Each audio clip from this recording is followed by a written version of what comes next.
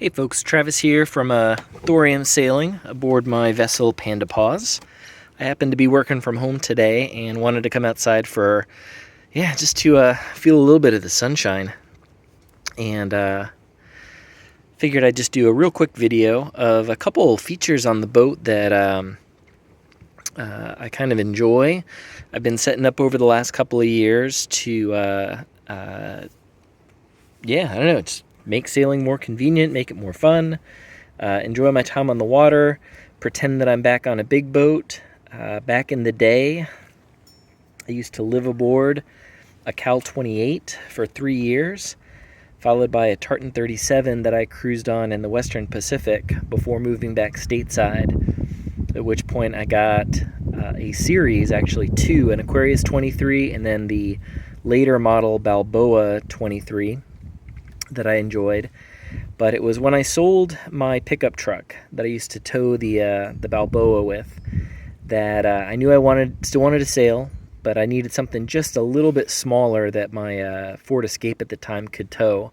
And so I was looking at vessels below 20 feet of a certain weight class, and that's when I came across the Windrose 18. Really enjoyed it, but I happened to have had a lot of kit from previous sailboats, or I've had experiences with different vessels, and said, with an 18-footer, you can do a whole lot on a budget if you're willing to put some time in and make some compromises. So one of these was that I've enjoyed having a chart plotter for real quick access to information. Personally, I like having it in the cockpit, and I didn't want to have to deal with like a swing arm mount that would come out around the sides or things like that. I wasn't afraid of making the cut into the fiberglass part of the coaming to install it, and so I was able to pick up this Garmin model GPS map 546S, a sonar based model. This is I think at least one or two generations back, maybe like early 2010s model. I like to say I can always tell based on this particular style of cover which generation it is. But it comes with coastal maps. I happen to buy an SD card so that I could also get the inland lakes, so I have really good access up at Cadora State Park and some of the places I go to here in Maryland and Pennsylvania. I've got the transducer sitting in a bed of silicon sealant underneath, if I remember right, if I go inside the cabin here, underneath where the chuck box is at, that board comes up, and transducer's right there. It sounds through the hull and works great when we're on the water, so I have really, really good depth, good visibility, and feature recognition underneath there. So relatively low power, so that's been kind of nice. I carry two gel style AGM batteries, 12 volters, that I picked up a couple years ago in a fun story that I'll share at some point. And I also have an 80 watt solar panel on the arch behind me that helps out. This whole setup sits on the other side of an electronics cabinet that I've got. And so all the electronics on the inside are kind of connected in. One of the things that's interesting to me is that this whole box gets its power through a switch, so that I can control everything with one on-off action. And when it is on, even if I have the GPS unit off, and I'm finished up, so I'll turn that off, put the cover back on it.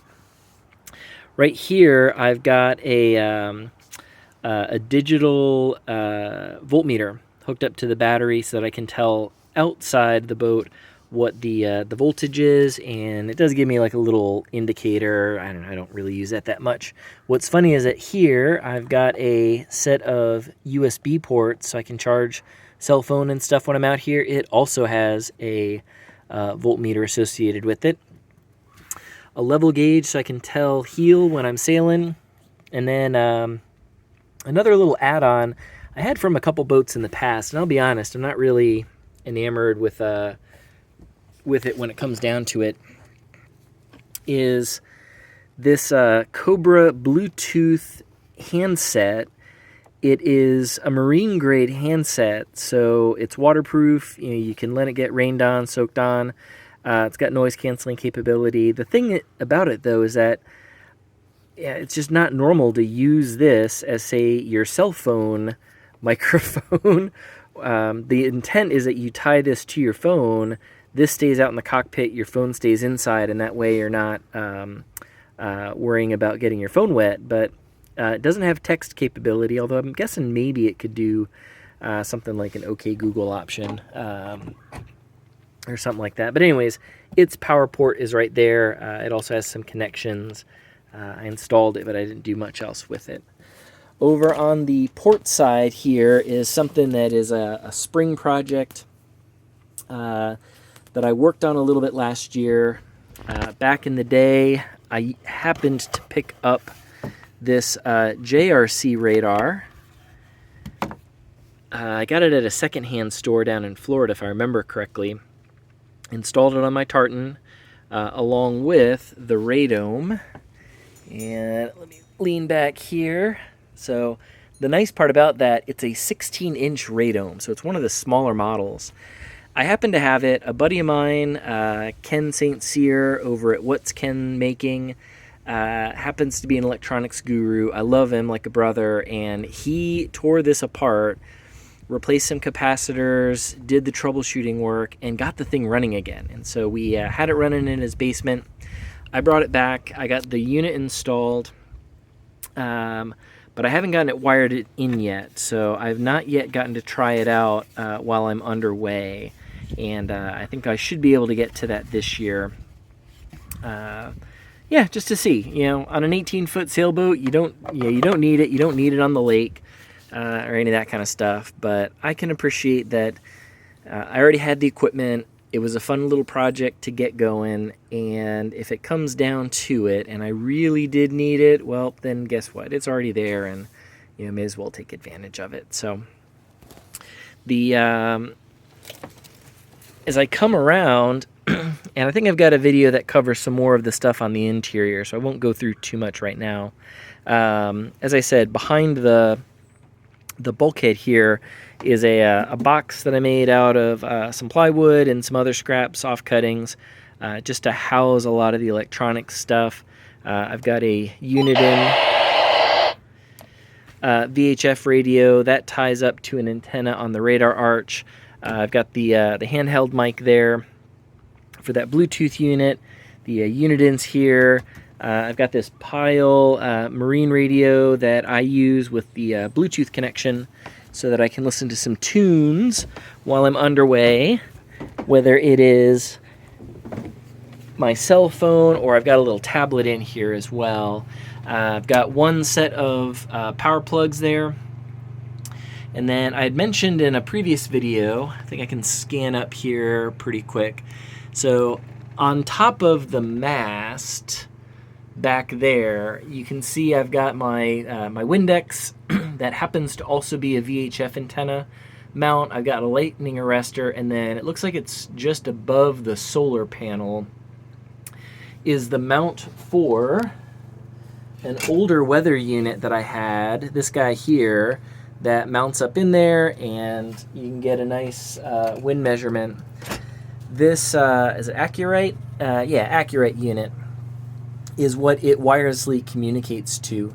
I happened to get the weather unit that you see up there on the radar arch, though, this past year. So it includes not only wind speed, but importantly, wind direction, as well as temperature and humidity, and I think it has a little rain gauge and makes chili and fries. So a goal of mine, this whole panel here needs to get a little bit of work done on it. I'll pull it off. I'll use it as a template.